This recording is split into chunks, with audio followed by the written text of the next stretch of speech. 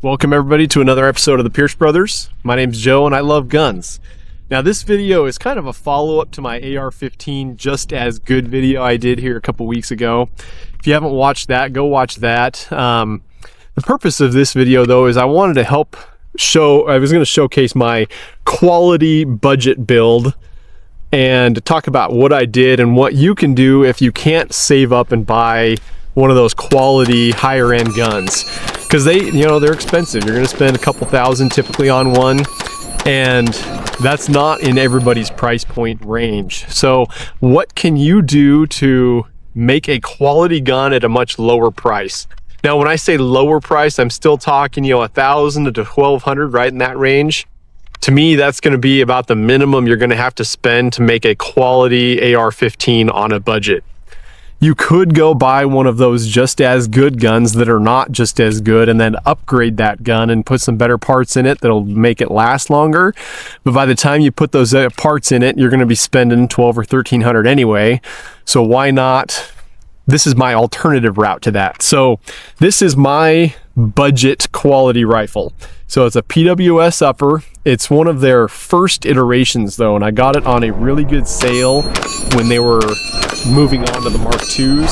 So this is a PWS Mark 111 Pro, which was one of their earlier iterations, but I got it for really cheap. I mean, it was like $550, and that's normally about $1,000 upper, but because I got it on sale, I was able to save a lot of money on it.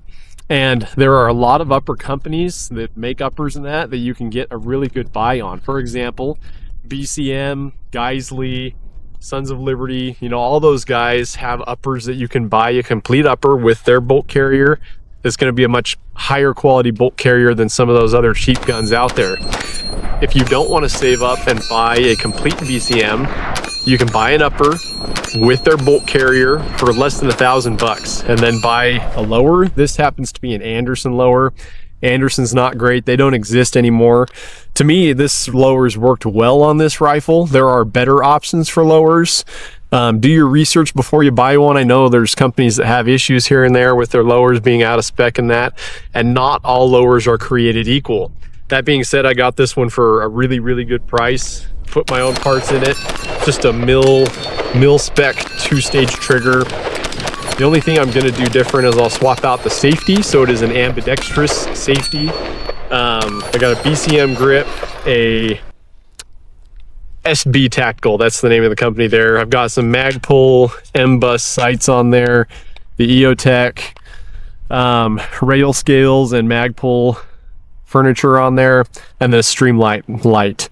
So this total cost though to put this rifle together minus the optic was just shy of $1,000. Add the optic, I got on a good sale and it was $1,200, $1,300, right in that range. So again, a complete rifle for about $1,200, $1,300. It's got an adjustable gas block, so if I'm shooting suppressed or non-suppressed, or if I'm changing ammo, I can adjust that really quick and easy to tune it to whatever load I'm shooting through it.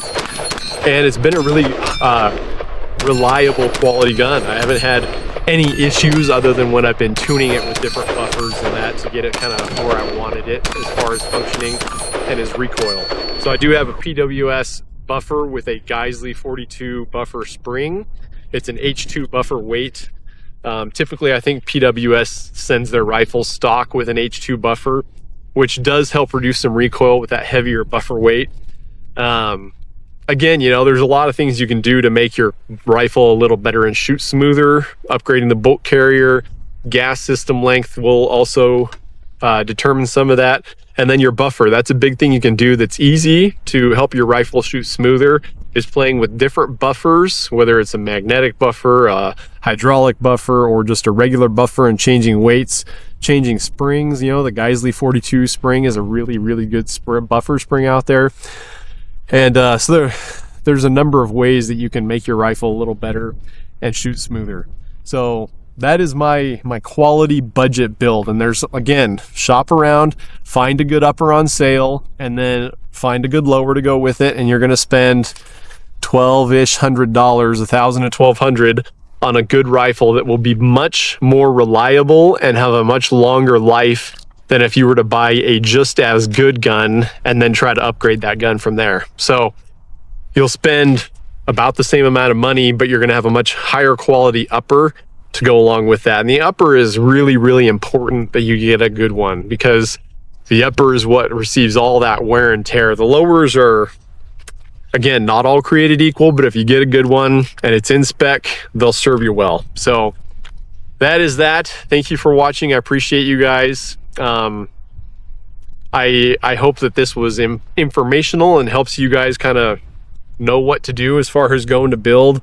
If I were to build a new quality build right now, I would personally get a BCM upper for less than $1,000, $700-800.